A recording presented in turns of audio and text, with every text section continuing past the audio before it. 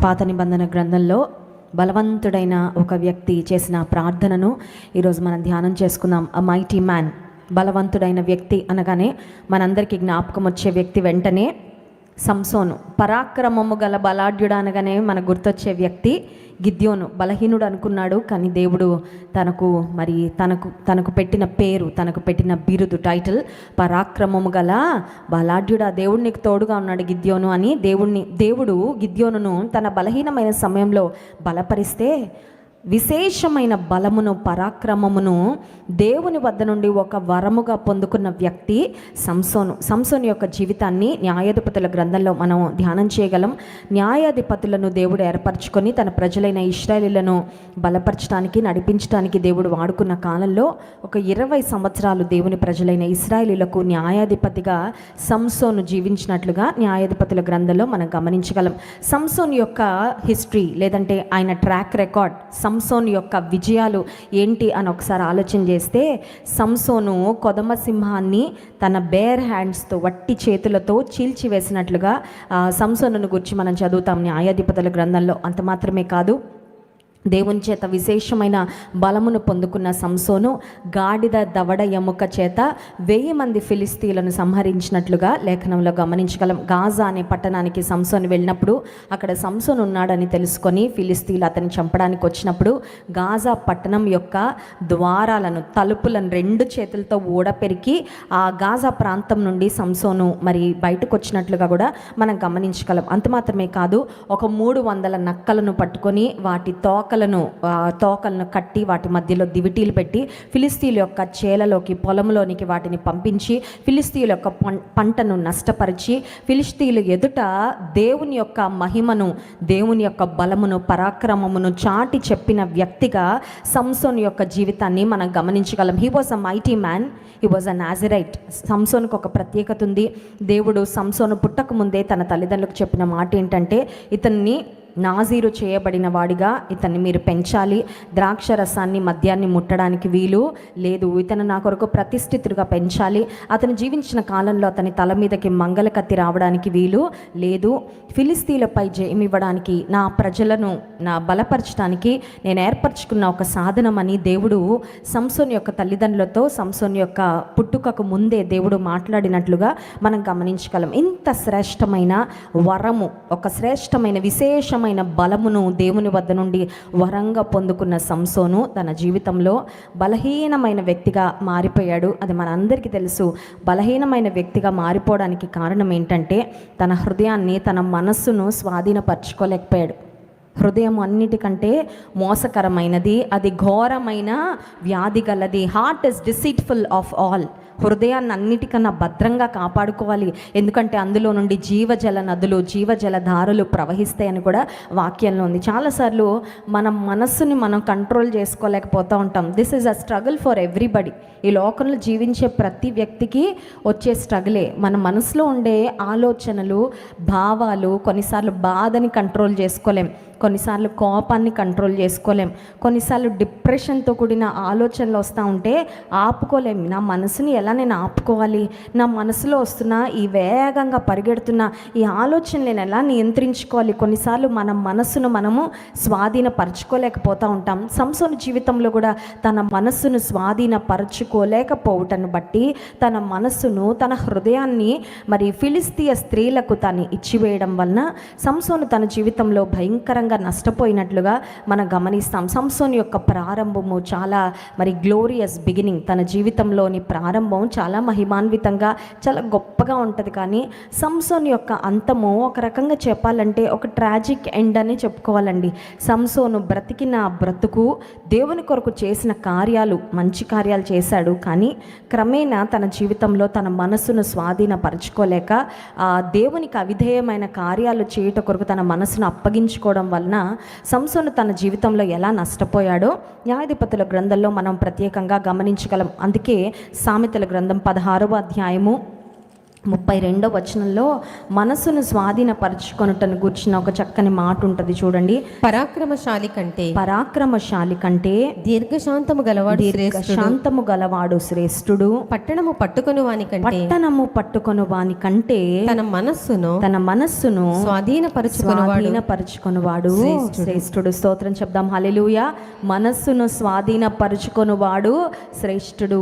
మనుషుల దృష్టిలో పట్టణాన్ని పట్టుకునేవారు, విజయం పొందుకునేవారు, ఒకవేళ తమకున్న బలము వలన, పరాక్రమము వలన గొప్ప కార్యాలు చేసేవారు శ్రేష్ఠులుగా మనుషుల దృష్టిలో ఎంచబడతారేమో, కానీ మనసును స్వాధీనపరచుకునేవారు నిజంగా శ్రేష్ఠులు, నిజంగా ఘనులు అని వాక్యంలో వ్రాయబడింది. సంసోను తన జీవితంలో మనసును స్వాధీనపరచుకోలేకపోయాడు. చాలామంది స్త్రీలకు తన మనస్సును, తన జీవితాన్ని అప్పగించేశాడు.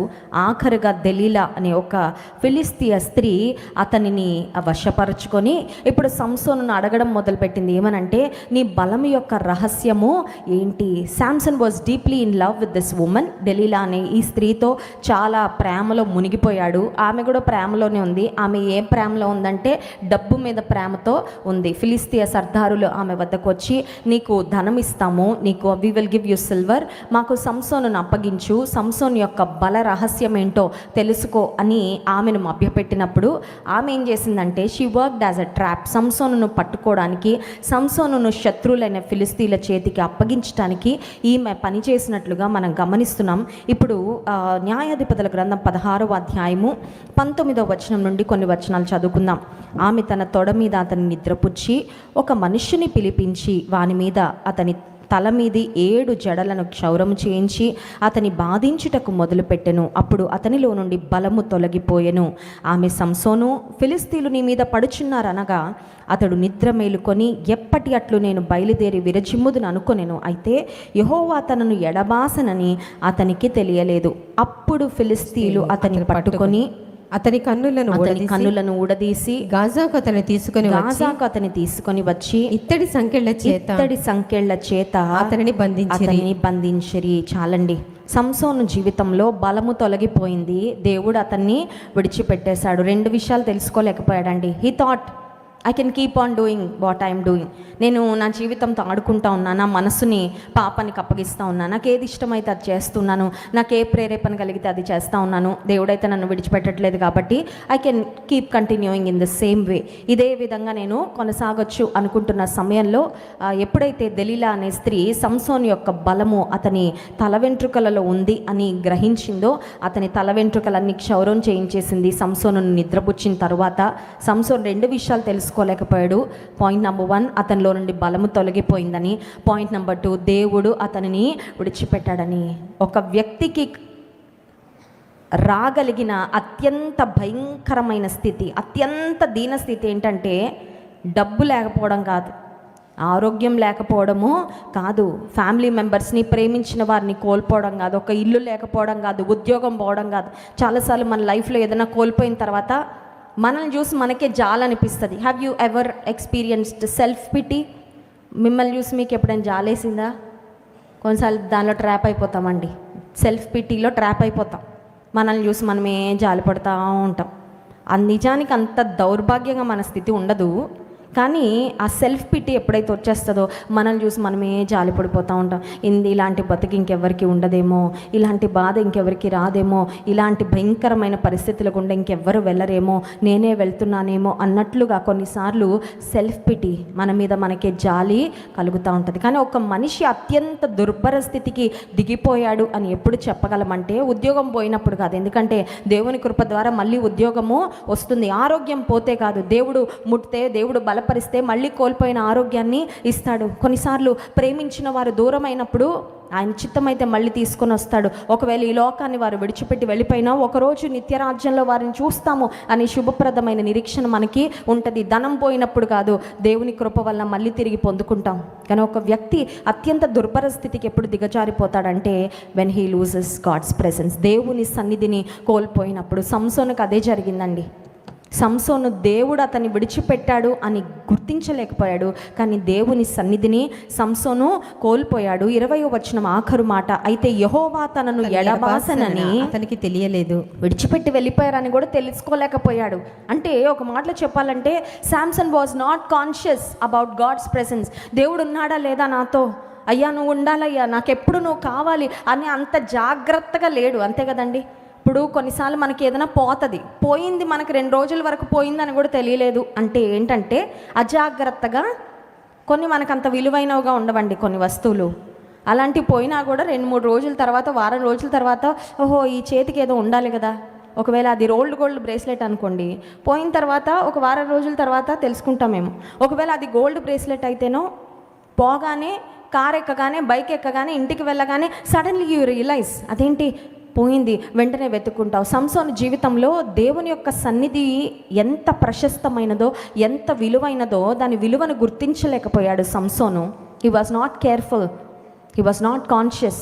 దేవుని సన్నిధి ఉంటుందిలే, నాతో పర్వాలేదు, నేను ఎలా బ్రతికినా పర్వాలేదు అన్నట్లుగా ఒక రకమైన కేర్లెస్నెస్లోకి, లెక్కలేని పరిస్థితిలోకి వెళ్ళిపోయాడేమో.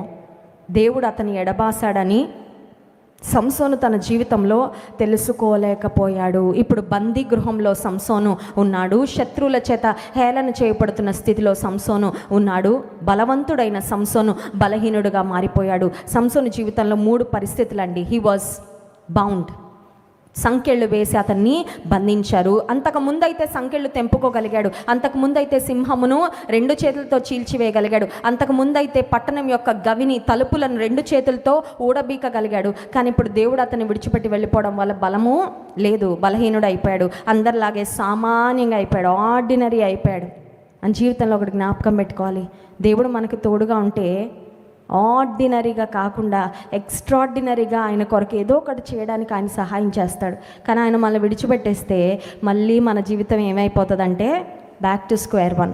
ఇంతకు ముందులాగే అత్యంత సామాన్య స్థితికే మన జీవితము వచ్చివేస్తుంది. సంసోను జీవితమే దానికి ఒక చక్కని నిదర్శనం అని చెప్పుకోవాలి. ఇప్పుడు బంధించబడిన స్థితిలో సంసోను ఉన్నాడు, బలహీనమైన స్థితిలో సంసోను ఉన్నాడు, శత్రువుల చేత హేళన చేయబడుతున్న స్థితిలో సంసోను ఉన్నాడు. ఒక మాటలో చెప్పాలంటే హీ హిట్ రాక్ బాటమ్. ఇంకంతకన్నా దీనస్థితికి ఇంక వెళ్ళలేడండి, అంత దీనస్థితికి వెళ్ళిపోయింది సంసోను జీవితం. కానీ the best part of Samson story, సంసోను యొక్క చరిత్రలో ఒక మంచి విషయం ఏంటంటే ఇక ఇంతకన్నా నా జీవితం దిగజారలేదు అంత స్థితికి సంసోను జీవితం వెళ్ళిపోయినా సంసోను ఒకటి నిర్ణయించుకున్నాడు. ఏమనంటే ఈ స్థితిలో కూడా నేను ప్రార్థన చేస్తాను. స్తోత్రం చెప్దాం. హల్లెలూయా. I will cry out to God, I will call upon God. దేవునికి మొరపెట్టుకుంటా, దేవుడు తన కనికరం నా పట్ల. ఒకవేళ ఈ ఉపవాస ప్రార్థనకు వచ్చిన నీ జీవితంలో ఇంతకన్నా భయంకరమైన స్థితి ఇంకెవరికి రాదేమో, ఇంకా నా జీవితంలో ఇంతకన్నా నేను దిగలేను, అంతవరకు దిగిపోయాను అన్న స్థితిలో నీ జీవితం ఉన్నా, సంసోను నుండి మనం నేర్చుకోవాల్సిన ఒక విషయం ఏంటంటే ఎంత భయంకరమైన స్థితికి, ఎంత దీన స్థితికి, ఎంత బలహీనమైన స్థితికి, ఎంత దౌర్భాగ్యమైన స్థితికి మన జీవితం దిగజారిపోయినా ప్రార్థన మాత్రం చేయొచ్చు. దేవుని చెవులు వింటాయి మన ప్రార్థనలు. మన ప్రార్థన ఆయన తిరస్కరించాడు, ఆయన త్రోసివేడు. ఇప్పుడు సంసోను చేసిన ప్రార్థన న్యాయాధిపతుల గ్రంథం 16వ అధ్యాయము 28వ వచనం. అప్పుడు సంసోను యెహోవా ప్రభువా దయచేసి నన్ను జ్ఞాపకము చేసుకొనుము దేవా దయచేసి ఈసారి మాత్రమే నన్ను బలపరచు. ఒకసారి అక్కడ ఆగుదామండి. 2 మాటలు ఇక్కడ కనబడుతున్నాయి సంసోను ప్రార్థనలో. Point number 1, lord remember me. నన్ను జ్ఞాపకం చేసుకో అయ్యా, నేను మర్చిపోయా నిన్ను, నేను మర్చిపోయే నా ఇష్టానుసారంగా వెళ్ళిపోయి ఈ స్థితికి వచ్చా, కానీ ఇప్పుడు నిన్ను ఆశ్రయిస్తున్నా, నన్ను నువ్వు జ్ఞాపకం చేసుకో. Lord remember me. 2వది, నన్ను బలపరచు. Lord strengthen me. I lost my strength, I want you to give me back my strength. నేను కోల్పోయిన బలము, నేను కోల్పోయిన పరాక్రమము నాకు మళ్ళీ నువ్వు అనుగ్రహించి. ఇది ఒక మాటలో చెప్పాలంటే this was a prayer of restoration. నేను కోల్పోయానయ్యా, కానీ కోల్పోయినా మళ్ళీ నేను కావాలని అడుగుతున్నా, నాకు దయచేస్తావా, నాకు సహాయము చేస్తావా. సంసోను చేసిన ఆ ప్రార్థన దేవుడు విన్నారండి. స్తోత్రం చెప్దాం. హల్లెలూయా. Probably he was far from all his family members. అతన్ని చూసి ఇశ్రాయేలీలు, ఇప్పుడు ఫిలిస్తీన్ల మధ్యలో ఉన్నాడు కదా, అతని దగ్గరకు రావడానికి ఒకవేళ ఇశ్రాయేలీలకు కానీ తన కుటుంబీకులకు కానీ అవకాశం లేకపోవచ్చు. దూరం నుండి నిలబడి అతన్ని చూసి హేళన చేస్తూ పరిహసిస్తూ ఉండగా ప్రాబబ్లీ దేవుని బిడ్డలు ఇశ్రాయేలీలు, తన తల్లిదండ్రులు, తనను ప్రేమించిన వారందరూ దూరంగా నిలబడి బాధపడుతూ ఉండుంటారేమో. ఎవరు అతన్ని చేరుకోలేని పరిస్థితిలో సంసోను జీవితం ఉందేమో. కానీ దేవా నన్ను జ్ఞాపకం చేసుకో, దేవా నన్ను బలపరచు అని సంసోను పెట్టిన మొరను దేవుడు విన్నాడు. సంసోను జీవితంలో సంసోను ఇప్పుడు ఏ స్థితిలో ఉన్నాడంటే, అతను 2 కళ్ళు ఊడబెరికేశారండి. ఫిలిస్తీన్లు అతని 2 కళ్ళు ఊడబెరికారు. అతను ఒక గుడ్డివానిగా. సంసోను పాపం చేసింది దేంతో అంటే ముందు కన్నులతోనే, అంతే కదండి. యోబు భక్తుడు అంటాడు, నా కన్నులతో నేను నిబంధన చేసుకున్నాను, నేను కన్యకనేలాగా. కన్నులు చాలా ముఖ్యం, కన్నులు చాలా ముఖ్యం. ఐ అనేది విండో అంట, బాడీకి ఒక విండో లాంటిది, దేహానికి ఒక కిటికీ లాంటిది కన్ను. వేటికి తెరవాలో వాటికి తెరవాలి, ఎప్పుడు మూసుకోవాలో అప్పుడు కళ్ళు మూసుకోవాలి. సంసోను పాపమును చూడడానికి తన కన్నులను తెరిచాడు. ఆ తర్వాత పాపం చేయడానికి ప్రేరేపించబడ్డాడు. దేవుని మార్గం నుండి తొలగిపోయాడు. ఏ కన్నులైతే తను పాపం చేయడానికి దోహదపడ్డాయో ఇప్పుడు ఆ కన్నులే ఊడబెరికి వేయబడ్డాయి. ఇమాజిన్, పుట్టుకతో గుడ్డివారిగా పుట్టిన వారైతే వాళ్ళకి తెలీదు ఏది ఎలా ఉంటుందో, లేకపోతే ఈ లోకాన్ని చూడడం తెలియదు కాబట్టి దే విల్ సమ్హౌ లెర్న్. వారు ఏదో ఒక విధంగా నేర్చుకొని సర్వైవ్ అవుతారు. కానీ అప్పటిదాకా కంటి చూపు ఉండి ఒక్కసారి కంటి చూపు కోల్పోతే ఎంత కష్టంగా ఉంటుందో ఒక్కసారి ఆలోచన చేయండి మీరు. చాలా కష్టమైన పరిస్థితి. చాలా ఒక రకంగా చెప్పాలంటే ఒక హ్యాండిక్యాప్ అయిపోయినట్లు అనిపిస్తూ ఉంటుంది, నిస్సహాయత అనిపిస్తూ ఉంటుంది. ఏం చూడలేకపోతున్నానేంటి, కదలలేను, అన్నీ తడుముకొని పట్టుకోవాలి. ఒక మాటలో చెప్పాలంటే ఏదైనా చేయగలిగిన స్థితిలో ఉన్న సంసోను ఏమీ చేయలేని స్థితికి దిగజారిపోయిన ఆ సమయంలో ఆశ కోల్పోలా, దేవుని మీద ఆశ కోల్పోలా. ఇక ఈ స్థితి నుండి నన్ను లేవనెత్తగలిగిన వారు ఎవరూ లేరు, దేవుడు కూడా ఇంకా నాకేమీ చేయలేడని అనుకోలేదు సంసోను. He called upon God. దేవుని సన్నిధిలో చేసిన ప్రార్థన, దేవా నన్ను దయచేసి నన్ను జ్ఞాపకము చేసుకొనుము, నన్ను బలపరచుము. దేవుని వాక్యంలో మనం గమనించినట్లయితే 1 సమూయేలు గ్రంథము 1వ అధ్యాయంలో హన్నా చేసిన సుదీర్ఘమైన ప్రార్థన ఆల్రెడీ మనం ధ్యానం చేసాం, చూడాల్సిన అవసరం లేదు. కానీ ఆమె ప్రార్థనలో కూడా ఇదే మాట ఉంటుందండి, నన్ను జ్ఞాపకం చేసుకో, దేవా నన్ను జ్ఞాపకం చేసుకో. జ్ఞాపకం చేసుకున్నాడా లేదా దేవుడు హన్నాను జ్ఞాపకం చేసుకున్నాడు. నెహెమ్యా గ్రంథాన్ని మనం చదివినట్లయితే నెహెమ్యా గ్రంథంలో ఒక్కసారి కాదండి పలుమార్లు నెహెమ్యా చేసిన ప్రార్థనలో ఈ మాట పదే పదే పదే పదే పదే పదే కనబడుతూ ఉంటుంది, నన్ను జ్ఞాపకం చేసుకో, నన్ను జ్ఞాపకం చేసుకో. నన్ను కొన్నిసార్లు మనం బాగా ప్రేమించిన వారు మనకు ఫోన్ చేయలేదనుకోండి, కొన్ని రోజులు వాళ్ళకి ఫోన్ చేసో లేకపోతే వాళ్ళు మనకు ఫోన్ చేయగానే మన నోటి నుండి వచ్చే ఫస్ట్ మాట ఏంటండి, మర్చిపోయారే, అప్పుడే మర్చిపోయారు, మేము ఇప్పటికీ గుర్తొచ్చామా. ఒకవేళ ఎవరైనా మనల్ని మర్చిపోతే బాధపడతాం, వాళ్ళు మనల్ని మర్చిపోతే మళ్ళీ వాళ్ళకు గుర్తు చేయాలని ఒక మెసేజ్ పంపించడమో లేకపోతే వాళ్ళని ఏదో ఒక విధంగా పలకరించాలని ప్రయత్నం చేస్తూ ఉంటాం. దేవుడు నన్ను జ్ఞాపకం చేసుకోవాలి అనే ఆశ మనకుందా?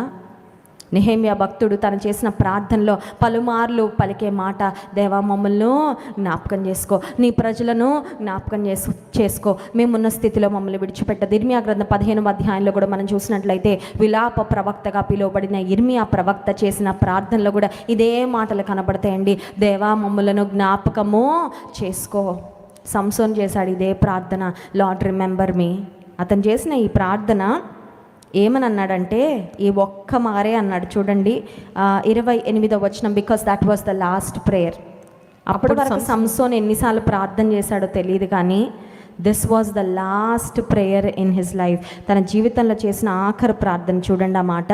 అప్పుడు సంసోను యెహోవా ప్రభువా దయచేసి నన్ను జ్ఞాపకం చేసుకొనుము, దేవా దయచేసి ఈసారి మాత్రమే నన్ను బలపరచుము. నా రెండు కన్నుల నిమిత్తము ఫిలిస్తీలను ఒక్కమారే దండించి పగ తీర్చుకొననిమ్మని యెహోవాకు మొర్రపెట్టి ఈసారి మాత్రమే అప్పటికి చాలాసార్లు దేవుడు సంసోనును బలపరచాడండి. సంసోనే గనక తన హృదయాన్ని, తన మనసును స్వాధీనపరచుకొని ఉండుంటే దేవుడు ఇంకా ఎన్నో ఎన్నో ఎన్నో విజయాలు ఇచ్చేవారు. ఇంకా ఎన్నో ఎన్నో ఎన్నో అవకాశాలు వచ్చుండేవి సంసోనికి తన శత్రువుల మీద పగ తెచ్చుకోవడానికి, దేవుని నామాన్ని మహిమపరచడానికి. కానీ చేతులారా అవకాశాన్ని కోల్పోయాడు. He had that one last opportunity. ఈ ఒక్కసారయ్యా నన్ను జ్ఞాపకం చేసుకో అని చెప్పి అతన్ని ఒక ఫిలిస్తీయ గుడిలో ఉంటే ఆ గుడికి ఆధారమైన 2 స్తంభాల మధ్యలోకి తీసుకుని వెళ్ళి నిలబెట్టమని అడిగినప్పుడు 29వ వచనం, ఆ గుడికి ఆధారముగా ఉన్న 2 మధ్య స్తంభములలో ఒక దానిని కుడి చేతను ఒక దానిని ఎడమ చేతను పట్టుకొని నేనును ఫిలిస్తీయులను చనిపోదుము గాక అని చెప్పి బలముతో వంగినప్పుడు గుడి ఆ సర్దారుల మీదను దానిలోనున్న జనులందరి మీదను పడెను. మరణకాలమున అతడు చంపిన వారి శవముల లెక్క జీవిత కాలమందు అతడు చంపిన వారి లెక్క కంటే ఎక్కువయను. అక్కడ 27వ వచనం ఆఖరు భాగంలో స్త్రీ పురుషులు కలిపి 3,000 మంది ఉన్నారని ఉందండి. ఆ గుడిలో స్త్రీ పురుషులు కలిపి 3,000 మంది ఉంటే ఇప్పుడు సంసోను ఆ గుడికి ఆధారంగా ఉన్న 2 స్తంభాల మధ్యలో నిలబడి, దేవా ఒక్కసారి జ్ఞాపకం చేసుకొని నాకు బలం ఇవ్వు అని అడిగినప్పుడు దేవుడు తన బలాన్ని సంసోనుకు అనుగ్రహించిన తరువాత ఆ గుడి కూలిపోయేలాగా, ఇమాజిన్ ఎంత బలం దేవుడిచ్చాడో సంసోనికి. బలహీనమైన స్థితిలో ఉన్న సంసోను చేసిన ప్రార్థన దేవుడు విని తన శత్రువులకు బుద్ధి చెప్పడానికి, తన శత్రువుల ఎదుట మరి దేవుని కనపరచడానికి సంసోనుకు ఒక లాస్ట్ ఆపర్చునిటీ దేవుడు ఇచ్చినట్లుగా లేఖనంలో మనం గమనిస్తున్నాం. ఈ ఉదయకాల సమయంలో దేవుని మందిరానికి వచ్చిన నీవు probably you have last what you have got. ఇంతకుముందు నీ దగ్గర ఏముందో, దేవుని కృప ద్వారా ఏది సంపాదించుకున్నావో, ఏది పొందుకున్నావో అది ఒకవేళ కోల్పోయావేమో. It may be your joy, it may be your health, it may be your strength, it may be your peace. ఒకవేళ సమాధానాన్ని కోల్పోయావేమో, ఒకవేళ ఆనందాన్ని కోల్పోయావేమో, ఒకవేళ ఆరోగ్యాన్ని కోల్పోయావేమో, ఒకవేళ నీ జీవితంలో చక్కని సంబంధ బాంధవ్యాలను కోల్పోయావేమో, దేవునితో సహవాసం చేసే అనుభవాన్ని కోల్పోయావేమో. Whatever you have lost previously, ఈరోజు దేవుడు నీకు అది తిరిగి అనుగ్రహించబోతున్నాడు. ఎలా పొందుకుంటాం? కోల్పోయినవి ఎలా పొందుకుంటాం? తిరిగి దేవుని సన్నిధిలో అడుగుట ద్వారా. తిరిగి దేవుని సన్నిధిలో సంసోను చేసిన ప్రార్థన ఒకే ఒక వచనం కదండి. మనం గమనిస్తే 28వ వచనం ఒక్క వచనమే. It was not a lengthy prayer, but it was a prayer, very honest prayer. చాలా హృదయపూర్వకంగా యథార్థంగా సంసోను దేవుని సన్నిధిలో చేసిన ప్రార్థన, నన్ను జ్ఞాపకం చేసుకో దేవా, నన్ను బలపరచు. ఆనాడు సంసోను దేవుడు బలపరిచాడు. ఈ ఉదయకాల సమయంలో ఒకవేళ నీవు కూడా అన్యులు నిన్ను చూసి నవ్వుతూ ఉన్నారేమో, ఒకవేళ నిన్ను చూసిన వారు జాలిపడే స్థితిలోకి నీ జీవితం వెళ్ళిపోయిందేమో. Probably you are living in self pity. నిన్ను చూసి నువ్వే జాలిపడుతూ, నా బ్రతికేంటి ఇలా అయిపోయింది, ఈ దుర్భర పరిస్థితి నుండి నన్ను ఎవరు లేవనెత్తగలరు, తిరిగి నేను నిలబడగలనా, తిరిగి నా జీవితాన్ని మునుపటి వల్లే ముందుకు సాగించగలనా అనే అనుమానాలతో, ప్రశ్నలతో నీ మనసు నిండుకుందేమో.